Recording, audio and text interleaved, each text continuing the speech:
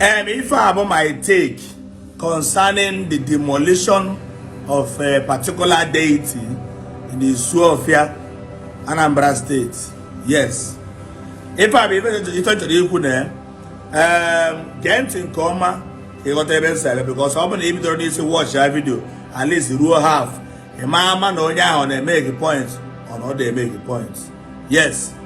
First and foremost, I can assume na be effect the demolition of that deity.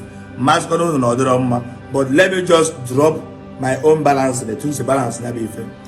Number one, mgbe development na abata na Onitsha by Soludo na achọrọ ịrụ drainage okpo mmiri ide gara n'ime Onitsha. O mere affect ụlọ ụka Odumeje. Eme all consultation okwu niile ekwurukwusia still caterpillar bulldozer na payloader totoro ụlọ ụka Odumeje gịnị gbuwe to 2 ndị mmadụ na-aba mba, ndị Christians na-aba mba, ndị omenala na-aṅụrị ọṅụ. Yes, iwu megidere na a ga-egbu ụlọ ụka Odumeje na because of gịnị na ụlọ ụka Odumeje amaghị nda development ịbata na Ọnịcha. Nke a one, ihe a gọọmenti adagba gọọmenti mgba. Number 2, na Abuja o nwere afịa dị popular na Abuja. Gọọmenti nesiri anya fụ na afịa aha adịrọ na rightful place, a wee bute caterpillar megịnị demolish ye nwere ekwuru okwu. Number 3, o nwere Pentecostal church na-ewu ewu na Abuja. Ọ dịrọ ebe o kwesịrị ịdị. Gọọmenti tụtụrụ caterpillar megịnị demolish ye that church, even my Catholic church. All government ana m abịakwa okwu na-apụta apụta. Okwu m wee bụrụ sị na ndị ọcha mgbe gboo, before amalgamation and after amalgamation or before amalgamation of 1914, they invaded Africa, Nigeria precisely. Bataba anyị na Ndi Igbo bukọrọsị ọgwụ anyị na-arụ ọrụ, bukọrọsị ife anyị na-enwe na-arụ ọrụ, gbago obodo oyibo wee rụba private jet, rụba kọmputa, rụba sayensị, rụba teknọlọji. Anyị agbara mba o, anyị etiro mkpu nwere ife anyị mere, anyị daa ogbi nyụọ eri. Now abịa seti emu abụ ebe a ga-arụ ife a ga-arụ, o wee bụ na ọ dabara n'iru arụsị nke anyị demolish with caterpillar. Now ndị mmadụ babazie mba na-ekwesịghị iwepụ arụsị aha. Arụsị bụ aka mere. O doro gị anya na mmadụ na-ebute arụsị dobe n'obodo. Now, God created heaven and earth, nothing like any unknown God, nothing like any deity, nothing whatsoever. The world no n'elu mmiri. This earth, I want you guys to listen. Ka Iri Ji archaic mentality na George Ifesoludo. Ụwa dị n'elu mmiri. Also, the water cover everywhere. Do you know now this earth now, the 100%, mana mmiri the 70%, the ground and the 30%. Now God will say, let there be light, and there was light. Let there be firmament, everything are there. Let there be sea, let there be land. He created man in his own image. Yes, I want you guys to go back to history. Ụwa dị n'elu mmiri emezie onye ọbụla bụ idezi onye adọwara na onye abụ chi nke ọ na-efe. Ndị Hindus a na-efe, o wee sị họrọ chi nke ihe, everybody na-ahọrọsị chi nke ha ya efe.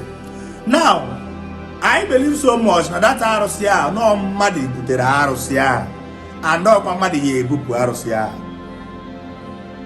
Ọ bụrụ na Chineke na-egbu ntu esuru ekwu mgbe demolition ụlọ ụka Odumeje, caterpillar man demolish the man and the Soludo ma onye ọbụla aka anwụgo. Mgbe gọọmenti demolish the church na Abuja, the gọọmenti na ndị niile mere deti na aka emego gịnị aka anwụgo. Mgbe demolish ahịa na many places aka anwụgo. O wee bụrụzie nwụcha mpempe arụsị edobere n'Isu Ọfịa, ya anọchiri ndị Isu Ọfịa ụzọ for development. Mmadụ na-emekwa ya na ya na-akpụ osi ọ bụrụ ọgwụ na o mere. Nke a one. Elders in council support to see bupu the thing. Probably na ha nwere ike were aka ha je bupue onye ha nsogbu, onye ụmụ ha nsogbu, onye their generation nsogbu, because no how. let government do, because everything here when the government tiri aka arụsị ha atụ government arụsị ha atụ ihe gbasara ụka abemegbu government affect ihe gbasara arụsị abemegbu government affect. Now ebupụzie the arụsị, some people now comment, well, let me just put it this way, ma ọ bụ na oge ekwe ghọta.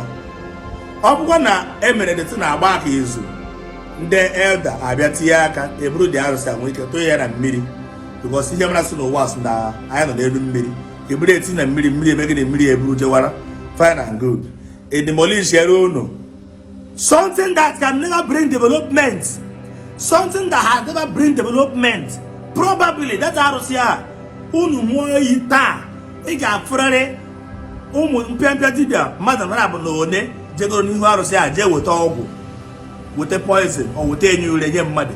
Edemolition unu arụsị ka arụ ọrụ unu flyover unu jụ si na live na archaic lifestyle ka unu mma. Ewere ọnụ na-ekwu ekwu na caterpillar na arụsị na center bus stop. I've seen the video. Arụsị dị onwe center like this. Ebee ka unu nọ? Many churches today batara Ndi Igbo. Mgbe a na-arụ churches a na-ewere agbọ nye ndị church ha bịa arụ, because na everyone na-believe na agbọ ha na-egbu mmadụ. Ewere agbọ okwu arụsị. Many Catholic church today was built na cemetery.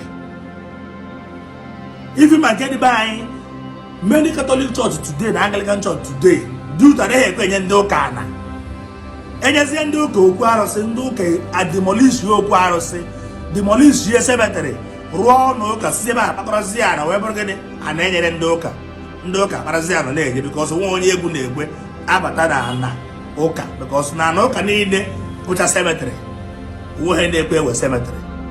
Ndị ụka were ti date, ndị ụka ka dịkwa ndụ. Ka anyị wepụ the mentality of olden days mentality. All this na anyị na-ezuzugharị up and down bụ ife bata na development ama abata be anyị. Onye bata na development ama abata be anyị, a na-achọ ịrụ unu flyover, na-achọ ịrụ unu iro, na-ewetara unu development. O wee bụrụ na mpịa arụsị a na-akụda gbamgbam na-enwere ihe chetara ya, mmiri zoo ọ na-ama arụsị a, anwụcha ọ na-amanya bụ arụsị a. Ọ bụ na arụsị a dịrị onwe ya ma ọ gara emegbuo onwe ka isu ọfịa bụrụ a home of science and technology through the inspiration ya bụ arụsị enye the sons and daughters of ndị isu ọfịa. But arụsị ahụ emewuhe gọọmenti bata wọchị ya ihe a ga-arụ da abụla enwere ewere ebe ahụ arụsị a dị rụọ ya na about ka enigwe da aka efu ndị ma na-ama mba it will affect their children and their children. It will affect their generation will suffer. Who suffer? Is there any suffer now in this country to compare the suffer na suffer today? Fuel is 600 naira. Is it not enough suffering? Gas, how much? Diesel, how much? Dollar, how much? Is it up to 1,000? What kind of suffering do you want those people to suffer rather than the one we are suffering today? I see from Frampa and Bana fire. I see from suffering of Buhari buying and get Tinubu. Or is there any suffering again you want people to suffer that you say that their children will suffer? Which suffer? The elders that give command that that's name before their children will be before. Is there any richest man that the family of those people that commanded government can made that thing? And I suffer. Before, where are they when Dangote took position as the first African richest man? Isn't how I suffer? Which suffer would they suffer? Oh, when suffer gathering in town, I'm not 600 naira. Oh, when suffer gathering in town, you're saying 1,900 and something. Oh, when suffer gathering in town, me and you cannot live a good life in this country. That the problem we have today, not our leaders and government. Big no, who don't name me 5 times which you there? Oh, when I suffer. The only way I will be against Soludo is if Soludo purposely demolish that place just to claim Django. A man all the wrong. I'm not demolish here, no one if I are on a letter. A man all the wrong. But I'm with a project going on, ongoing projects. Now I got that place.